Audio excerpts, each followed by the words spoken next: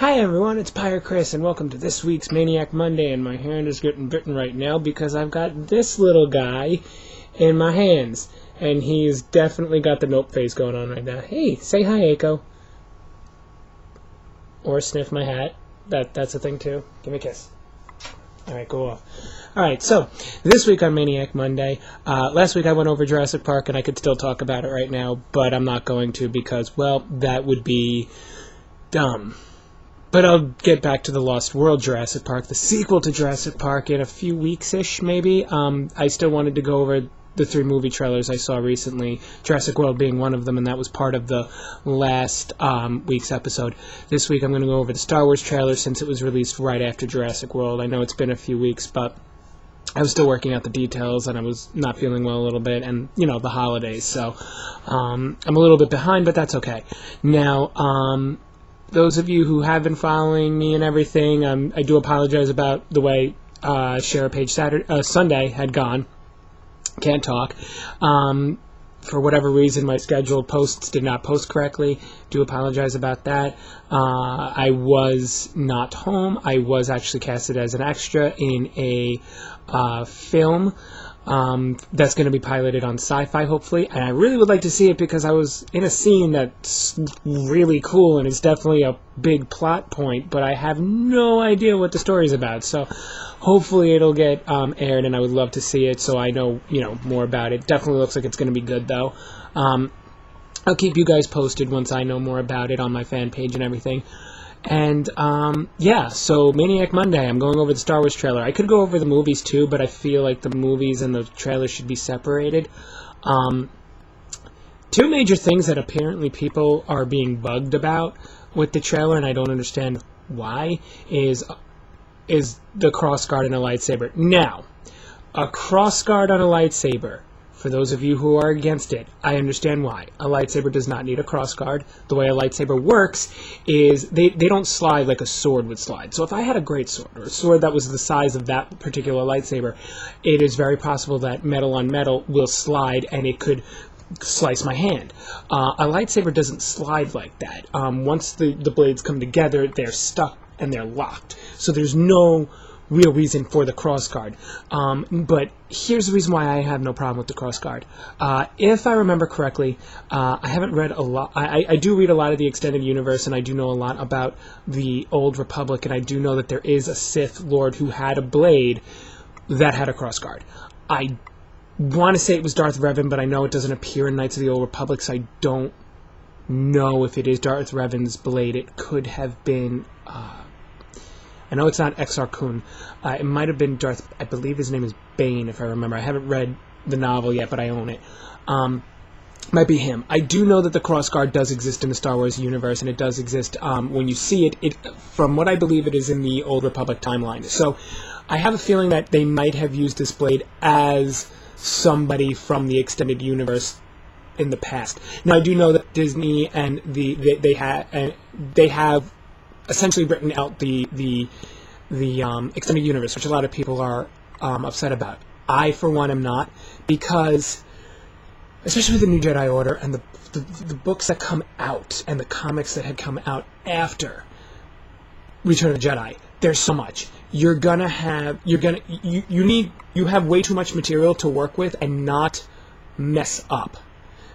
So, if you're making a movie, and it's like, oh, well, technically, this person's supposed to have a kid now, and it's supposed to be married to this person, and it's like, we've missed so much story that, and you can't explain that in one movie. Especially if you want to bring back the actors from the original trilogy and push it forward in time so that the age they look is relevant to the age they are in the film and what the age they are in, reality. So I have no problem with them rewriting the existence, non-existence of the extended universe. Is it kind of upsetting that the extended universe no longer exists? Yeah, but it's not bad. Look at it in the same way as Star Trek. It's a different timeline. Even though timelines don't really exist in the Star Wars universe in that sense, the extended universe is still a universe that exists. It's just an alternate universe. And there are stories that take place in what is called an alternate universe, so why can't the extended universe that has been written be considered an extended universe? Rather, an alternate extended universe. So I have no problem with that either. Nor do I have a problem with the crossguard. It's silly. It doesn't need it.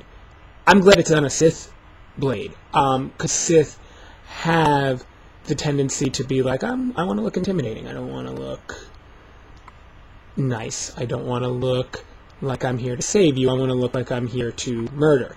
Because they're Sith warrior. They're evil. So I have no problem with it being on a Sith blade. If I saw that lightsaber and it was green, I would have been like, okay, why? That's a little silly. If the lightsabers are going to look like that from now on, that's going to be something I have a problem with. With what the trailer has shown, all I see is that it is a Sith blade, and I am okay with it thus far. The crossguard also could actually be really cool, because like, let's say I'm locked really close to you, and that's off my hand. So realistically, the crossguard could become a really good thing to have on a lightsaber. It actually can become tactically good. There's no reason to have the crossguard on right away unless you're trying to be intimidating, which in that scene, that could be very well what the Sith was trying to accomplish, is to be intimidating. But it can tactically make sense on a lightsaber once we see how it plays out. So I don't want to pass judgment on this just because I think it may be silly because a lightsaber doesn't need a crossguard. But at the same time, it could be used in a really interesting way if done correctly. I had no problem with Abrams' Star Trek movies at all. In fact, if it wasn't for Abrams' Star Trek movies, I would not have gotten into Star Trek. And at this point, I have watched Next Gen. I watched Deep Space Nine, Voyager, the original movies. I haven't done the Next Gen movies yet because I wanted to finish Next Gen since the movies take place after the series. But I'm in the middle of Season 7, so I'm almost done with Next Gen, and I'll be seeing those movies. So, I mean, if it wasn't for Abrams with those Star Trek movies, I would have never gotten into Star Trek, and I like Star Trek now. So, I think he's going to do fine with the Star Wars films. I think they're going to be very good. The Crossblade does not bother me in any way, shape, or form. It may after the movie comes out. I don't foresee this being like the prequels. Now, don't get me wrong, I enjoyed the prequels. They are not the original. But I don't have the hatred that some people do on the prequel trilogy. I think, yeah, it was silly, but it was also made in a completely different time frame than what the original movies were. There were a few decades, so audiences are a little bit different. So, you want to get more people in. You need the comic relief like Jar Jar as much as people hate him. So there's a lot of differences, and I don't see that this film is going to go on that route. I think this is going to go on a different route, and I think it's going to be really good. And then the final thing that I don't understand why people have a big problem with is a black stormtrooper. Why? I understand there are probably a lot of people that don't understand because, hey, last we saw the stormtroopers, they were clones, and the clones were Jango Fett, so they should all look like Jango Fett, right? No, actually not. They explain this in the extended universe, and Disney has not 100% said, or Abrams has not 100% said that all of the extended universe has been cut out. They're saying we're not using the extended universe that happens after Return of the Jedi. However, if you've played the games, if you've read some of the books, and this is kind of known even in this series, the cloning facilities were destroyed so that there were no longer any clones. So they couldn't continue to clone stormtroopers. They needed to get random guys off the street and say, hey, join the army and become a stormtrooper. So having a black stormtrooper, by that point, is completely normal. Especially by this point, the Empire has kind of fallen, but is still kind of strong or something. I haven't really, read into it because a lot of movie plot lines based on a magazine article, an internet article, whatever you're reading, a lot of these articles nowadays are saying these things that people are taking out of either out of context or ends up getting changed. So, I don't know how strong the Empire is, but that, regardless, at this point in this franchise, they do not have clones. Period. The end. Random people off the street need to become stormtroopers. So you can have a black stormtrooper, period, the end. I don't understand why this is a big deal. I don't get it. I really don't get it.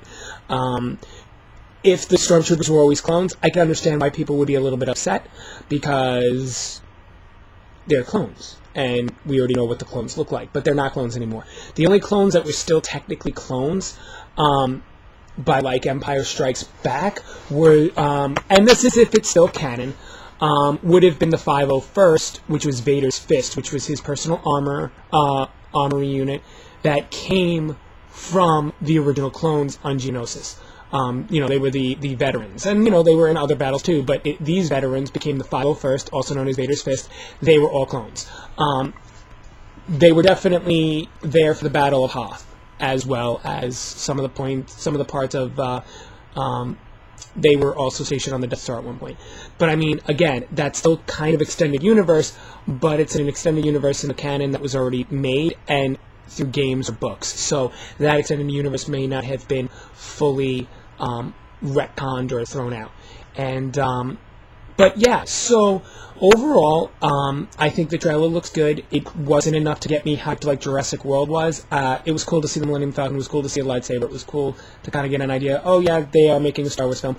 But I would have liked to see a little bit more. However, as far as teasers are concerned, I feel that the Star Wars trailer was definitely a better teaser than Jurassic World, in the sense that Jurassic World showed a little bit too much, and Star Wars showed just enough as a teaser.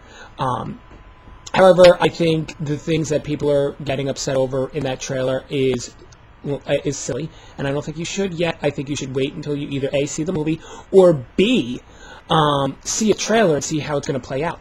But that's, my thoughts on it. That doesn't mean that, you guys have to agree with it, or, that I am 100% right. There could be something that comes out when the movie comes out that shows that I should have maybe thought differently. But that's this week's Maniac Monday. Next week I'll be going over the Terminator trailer, which I think is going to be awesome, and I'll explain that more. There's a lot of people that are mad about that trailer, but I'll go into why they shouldn't be as mad.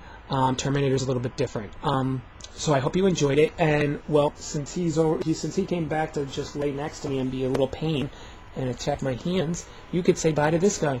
Say bye, Eiko. Eiko. Say bye. Love you, baby. See you guys next week.